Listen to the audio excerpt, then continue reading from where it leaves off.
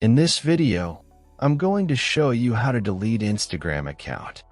So first, find and open Instagram app. Go to your account by clicking on your profile icon in bottom right. Then click on three lines in top right. Here select Settings and Privacy. In Settings, click on Account Center. Now scroll and find Personal Details.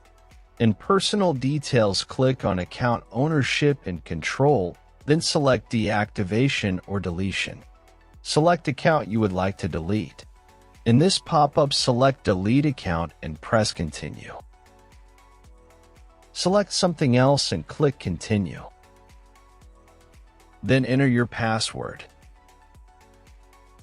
and click Continue. And now we at last step, where you should select Delete Account. I hope this video is helpful. If it was, give it thumbs up and consider helping me reach 1,000 subscribers so I can make more tutorials. Thanks for watching.